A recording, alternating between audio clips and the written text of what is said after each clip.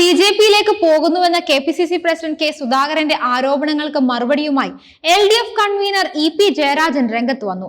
അസംബന്ധവും അടിസ്ഥാനരഹിതവുമായ കാര്യങ്ങളാണ് സുധാകരൻ പറഞ്ഞതെന്നും തനിക്ക് ബിജെപിയിൽ പോകേണ്ട കാര്യമില്ലെന്നും ബിജെപിയിൽ ചേരാൻ അമിത്ഷായുമായി ചർച്ചയ്ക്ക് തയ്യാറെടുത്തത് സുധാകരനാണെന്നും ജയരാജൻ പറഞ്ഞു.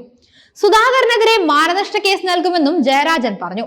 താനല്ല ഇ.പി. ജയരാജനാണ് ബിജെപിയിലേക്ക് പോകുന്നതും ഇത് സംബന്ധിച്ച് ഗൾഫിൽ വെച്ച് പാർട്ടി നേതാക്കളുമായി ചർച്ച നടത്തിയെന്നും സുധാകരൻ കണ്ണൂരിൽ മാധ്യമങ്ങളോട് പറഞ്ഞിരുന്നു. ചർച്ച ഒരു ഘട്ടം കഴിഞ്ഞപ്പോൾ ജയരാജന് CPM-ൽ നിന്നും ഭീഷണി ഉണ്ടായി. അതുകൊണ്ട് തൽക്കാലം പിന്നോട്ട് മാറി. ഇലക്ഷൻ കഴിഞ്ഞാൽ എന്ത് സംഭവിക്കുമെന്ന് പറയാൻ കഴിയില്ലെന്നും സുധാകരൻ പറഞ്ഞു. ശോഭ സുരേന്ദ്രന്റെയും രാജീവ് ചന്ദ്രശേഖരന്റെയും നേതൃത്വത്തിൽ ഗൾഫിൽ വെച്ചായിരുന്നു ചർച്ചയെന്നും സുധാകരൻ പറഞ്ഞു. ചർച്ചയ്ക്കൊരു മധ്യസ്ഥനുമുണ്ട്.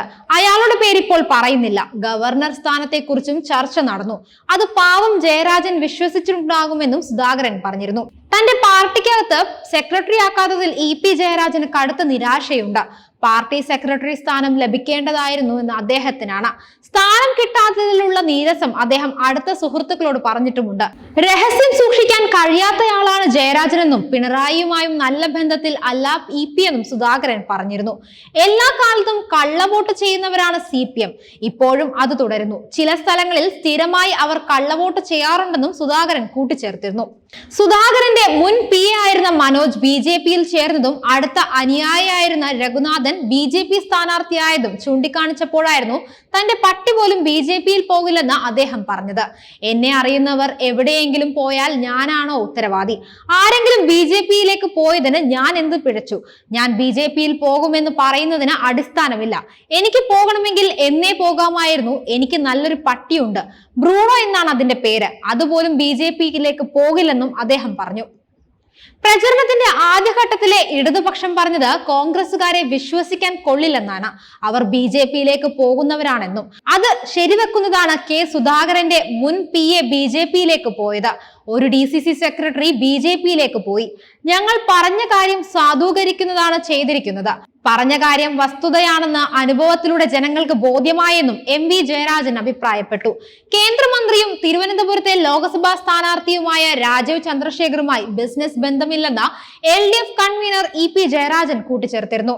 രാജീവ് ചന്ദ്രശേഖരനെ ഇന്നുവരെ നേരിൽ കണ്ടിട്ടില്ലെന്നും ഫോണിൽ പോലും ബന്ധപ്പെട്ടിട്ടില്ലെന്നും ജയരാജൻ ആദ്യം പറഞ്ഞു. രാജീവ് ചന്ദ്രശേഖറുമായി ഇ.പി. ജയരാജന് ബിസിനസ് ബന്ധമുണ്ടെന്ന പ്രതിപക്ഷ നേതാവ് VD സതീശന്റെ ആരോപണത്തോട് പ്രതികരിക്കുകയായിരുന്നു അന്നേരം അദ്ദേഹം.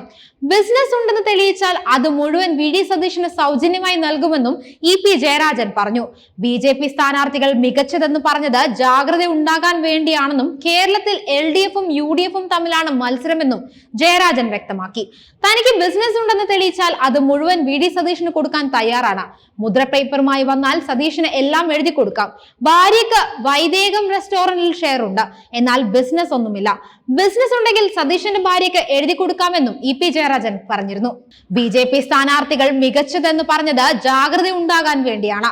കേരളത്തിൽ LDF-ഉം UDF-ഉം തമ്മിലാണ് മത്സരം. കേന്ദ്രമന്ത്രിമാരെ കേരളത്തിൽ മത്സരത്തിനിറക്കുന്നത് ഇമേജ് കൂട്ടാൻ വേണ്ടിയാണ്. തോൽക്കാൻ BJP സ്ഥാനാർത്ഥികളെ നിർത്തുമോ?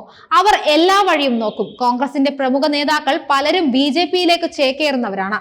BJP-യെ താഴേക്ക് കൊണ്ടുപോകാനാണ് LDF ശ്രമിക്കുന്നത്. ദല്ലാൽ നന്ദകുമാറിനെ അറിയില്ലെന്നും KPCC general secretary Deepti Mary വർഗീസിനെയും അറിയില്ലെന്നും ഇ.പി. ജയരാജൻ വ്യക്തമാക്കി.